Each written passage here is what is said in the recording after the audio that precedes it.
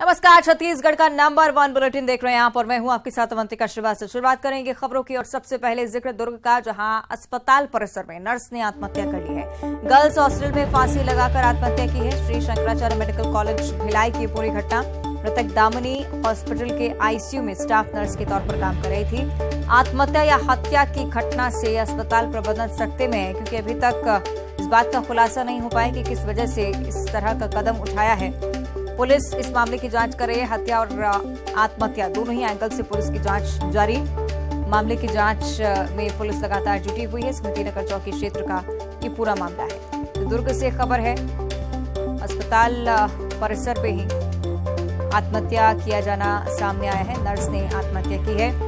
अस्पताल के आईसीयू में स्टाफ नर्स के तौर पर अपनी सेवाएं दे रही थी। मृतका किस वजह से इस तरह का कदम उठाया है मृतका ने, इस बारे में अभी तक कोई जानकारी नहीं है। वजह का पता लगाने के लिए पुलिस भी लगातार प्रयत्न कर रही है। परिजनों से भी पूछताछ की जा रही है। साथ ही साथ आत्महत्या के एंगल से ही फिलहाल प्राथमिक जानकारी सामने है, इसलिए पुलिस आसपास लोगों से भी जानकारी जुटाने की कोशिश कर रही है। सहयोगी मिथिलेश हमारे साथ फोन लाइन पर जुड़ रहे हैं। मिथिलेश, क्या वजह अभी तक साफ हो पाई है, क्यों नर्स ने आत्महत्या की है? देखिए अवंतिका, ये दोपहर का पूरा मामला है, जब ये पता अभी तक नहीं चल पाया है कि आखिरकार वजह क्या थी। ये मूलतः खैरागढ़ की रहने वाली थी, जो भिलाई के शंकराचार्य हॉस्पिटल में आईसीयू के में बतौर नर्स के रूप में पदस्थ थी। और इसकी एक सहेली भी थी जो हॉस्टल में रहा करते थे। दोनों आज सुबह उसकी सहेली काम पे चले गई। जब दोपहर में वो लौटी और देखा तो वो दरवाजा नहीं खुली, पता लगाया गया तो वो वहां पर रोशनदान में फांसी पे लटकी हुई मिली। प्रबंधन को इस पर सूचना दी गई और उसके बाद में पूरे प्रबंधन वहां पहुंचा। सभी आश्चर्यचकित हैं कि आखिरकार क्या वजह रही थी। तो पुलिस अभी पूरे मामले में जांच कर रही है और जांच के बाद में ही कुछ स्पष्ट रूप से वजह सामने आ सकेगी। तो अभी प्राथमिक रूप से यही है कि शव को पोस्टमार्टम के लिए पंचनामा करवाई कर पोस्टमार्टम के लिए भिजवा दिया गया और पूरे मामले में स्मृति नगर पुलिस जांच कर रही है। जी ठीक है, शुक्रिया आपका मिथिलेश इस जानकारी के लिए। आगे बढ़ते हैं रायपुर से अगली बड़ी खबर, जहां राजधानी वासियों को एक बड़ी राहत अब मिल रही है। अब 15 अप्रैल तक आप प्रॉपर्टी टैक्स जमा कर सकेंगे। पहले 31 मार्च तक टैक्स जमा करने की अंतिम तारीख थी, लेकिन सीएम भूपेश बघेल और नगरीय प्रशासन मंत्री ने इसके लिए निर्देश जारी कर दिए हैं। प्रॉपर्टी टैक्स जमा करने की तारीख 15 अप्रैल निर्धारित की जा चुकी है। 31 मार्च तक टैक्स जमा करने की अंतिम तारीख थी, लेकिन अब रायपुर वासियों को बड़ी राहत सीएम भूपेश बघेल और प्रशासन मंत्री की तरफ से, नगरीय प्रशासन की तरफ से निर्देश भी से लेकर जारी हो चुके हैं। राजधानी वासी अब 15 अप्रैल तक प्रॉपर्टी टैक्स जमा कर सकेंगे। कई ऐसे लोग थे जिन्होंने अभी तक अपना प्रॉपर्टी टैक्स नहीं भरा था, इसी वजह से ये अवधि बढ़ाई गई है। 31 मार्च की जो डेट फिक्स की गई थी उससे बढ़ाकर अब 15 अप्रैल कर दिया गया है। तो 15 अप्रैल तक का समय अब लोगों के पास है, अन्य 10 दिन जिनमें आप फौरन अपना प्रॉपर्टी टैक्स जमा करा सकेंगे। लोगों की सुविधा के लिए ये बड़ा फैसला सीएम भूपेश बघेल और नगरीय प्रशासन मंत्री की तरफ से निर्देश उसके लिए जारी हो चुके हैं।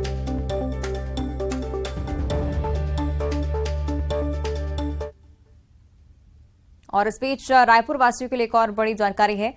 छत्तीसगढ़ से गुजरने वाली 14 ट्रेनें रद्द हो चुकी हैं। खड़गपुर रेल मंडल में रेल रोको आंदोलन चल रहा है और रेल रोको आंदोलन की वजह से यहां पर कई सारी गाड़ियां रद्द रहने वाली हैं। कई गाड़ियां ऐसी भी जिनका रूट डाइवर्ट किया गया है। आज और कल 14 ट्रेनों को रद्द किया गया है। कई ऐसी गाड़ियां हैं जिनके रूट में परिवर्तन हुआ है।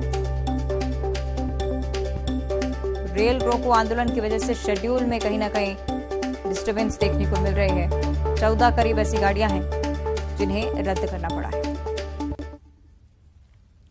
और रायपुर से ही अगली खबर है, जहां ब्लू वाटर में एक 16 साल का नाबालिग डूब गया है। नहाते वक्त सेल्फी लेने के दौरान ये पूरा हादसा हुआ।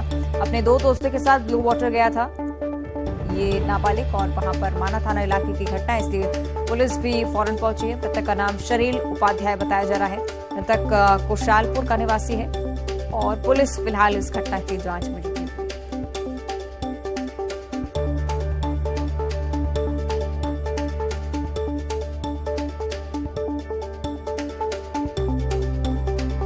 रायपुर की घटना है जहां ब्लू वाटर में डूबने से 16 साल के नाबालिग की मौत हो गई।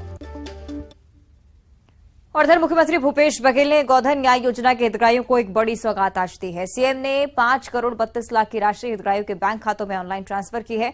सीएम ने 16 मार्च से 31 मार्च तक की राशि जारी की है और गोबर खरीदी के लिए 2 करोड़ 91 लाख रुपए का भुगतान किया है। गौठान समितियों के लिए 1 करोड़ 43 लाख रुपए दिए गए हैं। साथ ही साथ महिला समूहों को 98 लाख रुपए की लाभांश राशि ट्रांसफर की गई है। गोधन न्याय योजना के एक और किस्त का भुगतान आज किसानों को, पशुपालकों को, स्व सहायता समूहों और गौठान समितियों को किया जा रहा है। इस कार्यक्रम के माध्यम से 5 करोड़ 32 लाख रुपए की राशि हितग्राहियों के बैंक खातों में अंतरित की जा रही है। आज के भुगतान की जा रही राशि से गोबर विक्रेताओं को 2 करोड़ 91 लाख रुपया, स्व सहायता समूह एवं गौठान समितियों को 2 करोड़ 41 लाख रुपये का भुगतान किया गया। गोबर विक्रेताओं को दी जा रही राशि में से 1 करोड़ 67 लाख रुपये की राशि स्वावलंबी गौठानों की ओर से स्वयं भुगतान की जा रही है और विभाग के द्वारा 1 करोड़ 24 लाख, जैसा कि आयाज ने बताया कि 60% राशि अब गौठान समितियों के द्वारा किया जा रहा है। तो सभी गौठान समितियों के साथियों को मैं बहुत बधाई देता हूं, शुभकामनाएं। और रायपुर से एक और बड़ी खबर, जहां कांग्रेस विधायक अमितेश शुक्ल ने एक बड़ा बयान दिया है। राहुल गांधी को आधुनिक भारत के महात्मा गांधी के तौर पर उन्होंने बताया है। उन्होंने कहा कि राहुल गांधी सत्य बोल रहे हैं, सत्य के प्रति ही उनकी निष्ठा है। छत्तीसगढ़ कांग्रेस ने आज हैशटैग अभियान भी चलाया है। राहुल गांधी के समर्थन में अभियान चलाया गया है। विधायक के बयान पर बीजेपी ने भी निशाना साधा है। राहुल गांधी को महात्मा गांधी बताने पर सीधे निशाना बीजेपी की ओर से।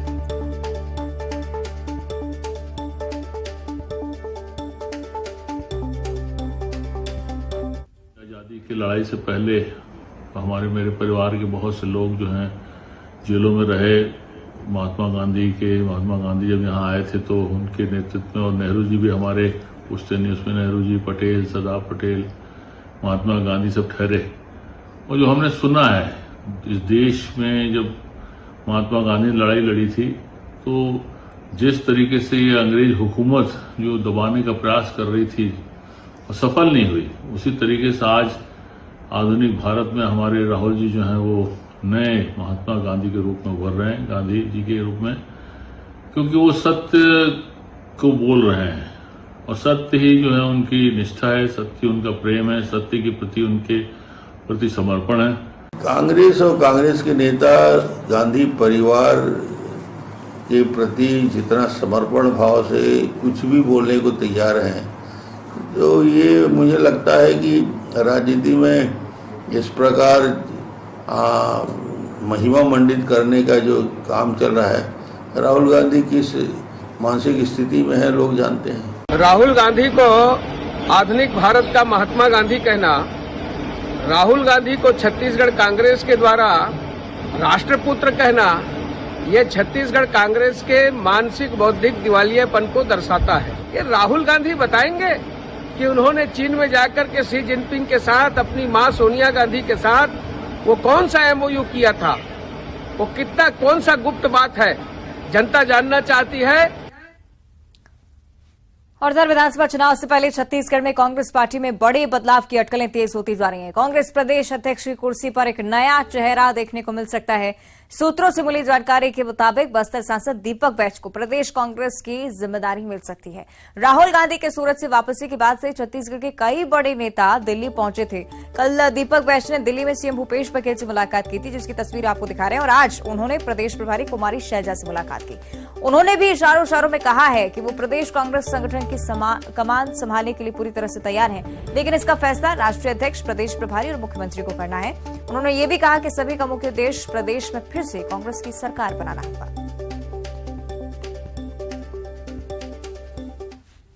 माननीय सीएम साहब, हमारे छत्तीसगढ़ प्रभारी शैलजा जी और आला कमान को फैसला करना है छत्तीसगढ़ में ये कांग्रेस पार्टी को क्या करना चाहिए। इस पे मुझे ज़्यादा कुछ नहीं कहना है, लेकिन हाँ ये है कि माननीय सीएम साहब से हमारा कल मुलाकात हुई थी। रूटीन का उनका कार्यक्रम था, गुजरात, सूरत से लेके दिल्ली, तो मुलाकात हुई, सौजन्य मुलाकात हुई। और हम लोग बस्तर के बारे में चर्चा हुई, फिर उसके बाद छत्तीसगढ़ से चुनाव संबंधित चर्चा हुई, फिर उसके बाद हम लोग दिल्ली से संबंधित चर्चा हुई। और माननीय प्रियंका गांधी जी के 12 तारीख को एक प्रस्तावित कार्यक्रम है बस्तर आने का, उस संबंध में चर्चा हुई, सौजन्य चर्चा हुई। तो ये हम लोग का मेन कारण है। बाकी तो आलाकमान का फैसला है। और दिल्ली आना जाना उनका रूटीन का काम है, लगे रहता है, पार्टी का काम है। और अभी सामने चुनाव भी है, बहुत सारे चीज़ लगातार नेताओं से संपर्क भी करके चर्चाएं भी करना है, तो ये सब रूटीन का काम है। और इस संबंध में मैंने फिर दोबारा कहा कि मुझे ज़्यादा कुछ नहीं कहना है, लेकिन पार्टी आलाकमान का जैसा भी निर्देश रहेगा वो पार्टी उस पर फॉलो करेगी। तो कहीं ना कहीं जिक्र करें सांसद दीपक बैज इस बारे में भी कि पार्टी को फैसला लेना है, आलाकमान का फैसला होगा, लेकिन मैं अपने स्तर पर पूरी तरह से तैयार हूं। यानी कि कहीं ना कहीं ये संकेत भी वो लगातार दे रहे हैं कि इस तरह का ऐलान जल्द ही पार्टी में हो सकता है, क्योंकि सीएम भूपेश बघेल से भी उनकी मुलाकात हुई और उसके बाद आज प्रदेश प्रभारी कुमारी शैलजा से भी उन्होंने मुलाकात की है। तो सिलसिलेवार ये जो क्रम है वो बढ़ता जा रहा है और अब माना जा सकता है जल्द से जल्द ऐलान भी हो सकता है। चलिए और ज्यादा चर्चा हम करेंगे, हमारे साथ डिप्टी न्यूज एडिटर अभिषेक शुक्ल लाइव जुड़ रहे हैं, उनका हम रुख कर लेते हैं। अभिषेक जी, अटकलें लगातार हो रही हैं, हालांकि इंतजार ऐलान का, लेकिन सांसद दीपक बैज कितना महत्वपूर्ण नाम छत्तीसगढ़ कांग्रेस के लिए और उनके होने से कितना फायदा विधानसभा चुनाव में हो सकता है?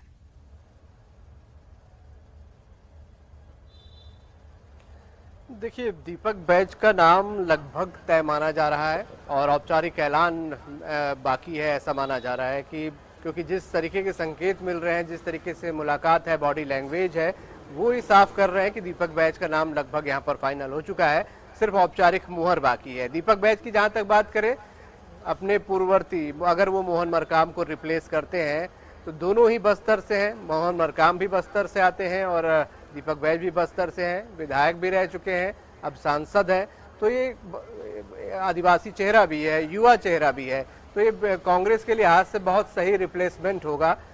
बोल्डली बोलते हैं, संसद में अपनी बातें रखते हैं, अपनी बातों रखने से घबराते नहीं हैं और लगातार लोगों के संपर्क में होते हैं। एक अच्छा लोकप्रिय चेहरा है, किसी प्रकार का कोई विवाद नहीं जुड़ा है। तो कांग्रेस के जो आला कमान है उन्होंने हर तमाम पहलुओं पर जांचा परखा और उसके बाद ये चेहरा उनको सही लगा कि बस्तर के एक व्यक्ति आदिवासी चेहरे के बदले बस्तर के दूसरे आदिवासी चेहरे को रखा जाए। अब सबसे खास बात है कि मुख्यमंत्री की इसमें क्या राय थी। मुख्यमंत्री की राय भी निश्चित रूप से उनके पक्ष में गई होगी।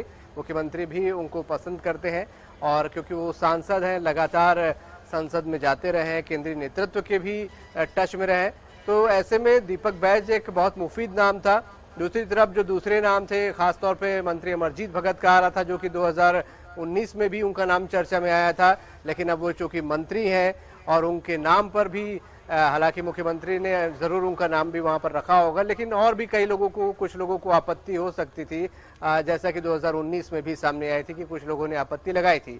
तो इन तमाम समीकरण को देखते हुए दीपक बैज के नाम पे शायद किसी को आपत्ति नहीं रही होगी, आला कमान की भी पसंद होगी, मुख्यमंत्री की भी पसंद है। तो सबसे अहम वो ही चेहरा होना था जो कि सत्ता और संगठन के बीच समन्वय बिठाकर चल सके, तेजी के साथ चल सके। मात्र 6 महीने का लगभग समय बचा है, जो भी नया अध्यक्ष उसके पास बहुत ज्यादा समय होगा नहीं, इसलिए हर किसी की पैमाने पर वो फिट बैठे ऐसा चेहरा दीपक बैज ही नजर आ रहे थे, इसीलिए उनके नाम पे शायद मुहर लग चुकी है और औपचारिक ऐलान बाकी है। तो कांग्रेस के लिहाज से दीपक बैज एक बेहतरीन चेहरा हो सकते हैं निश्चित तौर पर। और अभिषेक जी, एक और बात जिसका जिक्र करना बहुत जरूरी है, मोहन मरकाम को लेकर पहले कहा गया कि अगर उन्हें रिप्लेस किया जाता है तो कहीं ना कहीं शायद उनकी पार्टी से नाराजगी बढ़ सकती है, लेकिन कहीं ना कहीं अपनी वरिष्ठता का भी उदाहरण वो दे रहे हैं। उन्होंने साफ तौर पर कह दिया है कि जो भी पार्टी फैसला करेगी वो सराखों पर होगा और वो उसे मानेंगे भी। यानी कि विधानसभा चुनाव के नजरिए से भी अब पार्टी खुद को सशक्त करने के लिए पूरी तरह से काबिल।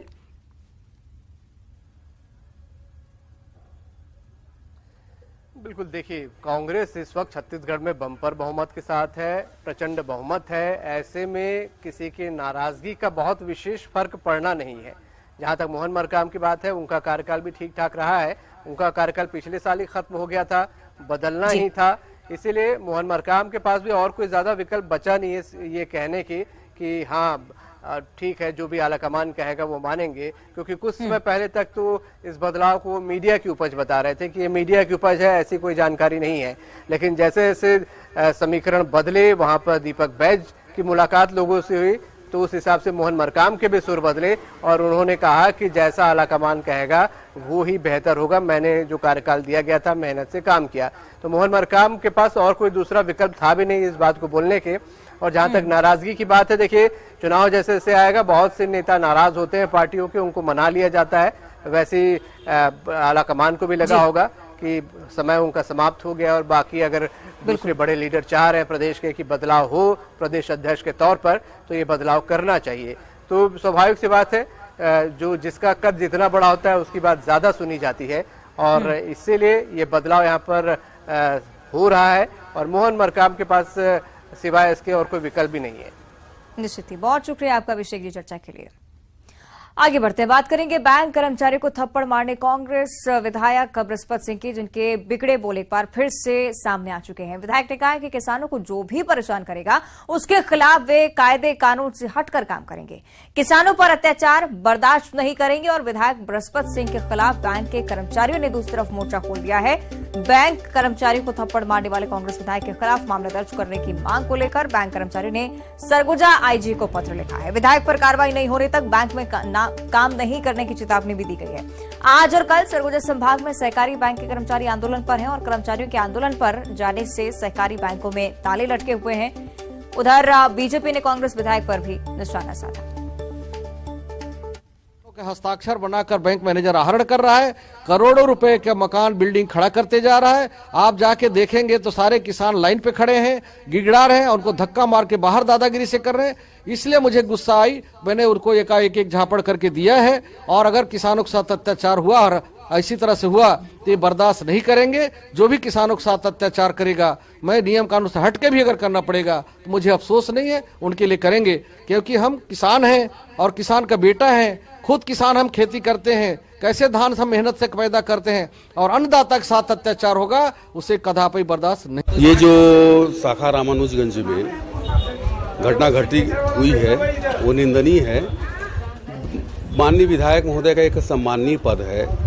विनिर्दिष्ट पद धारण करने वाला व्यक्ति अगर इस तरीके की कृत्य करेंगे तो निश्चित है वो निंदनीय होगा।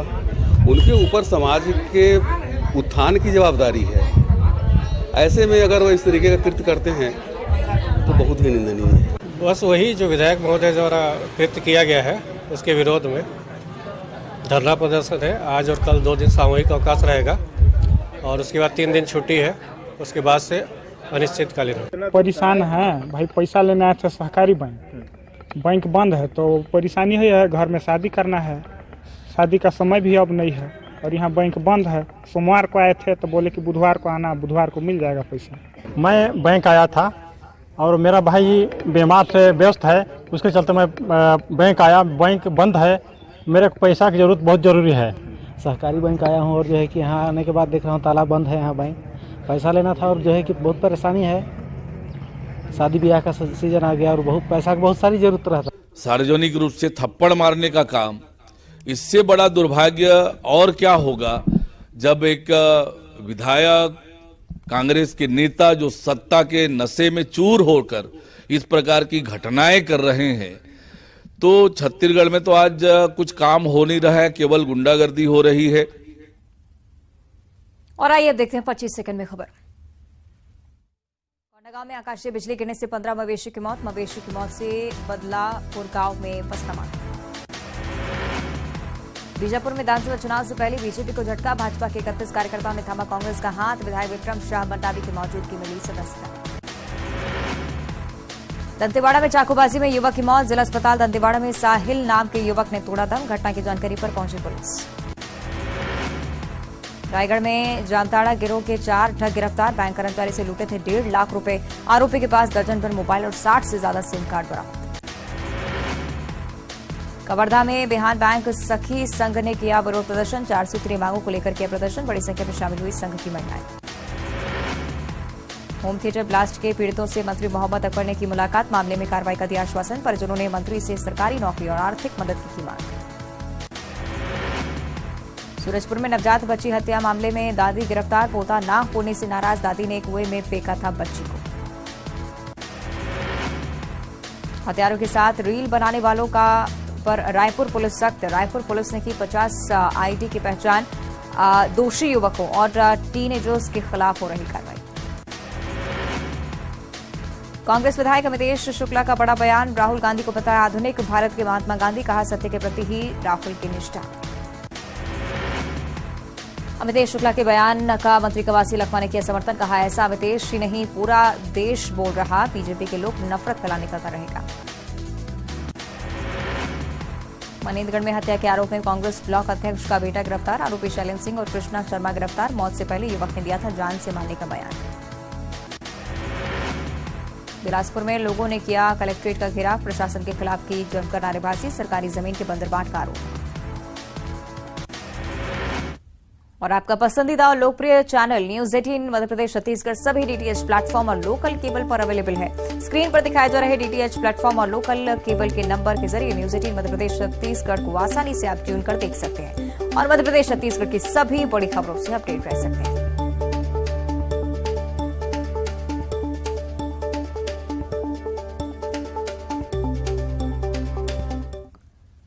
और बुलेटिन में इतना ही। नमस्कार।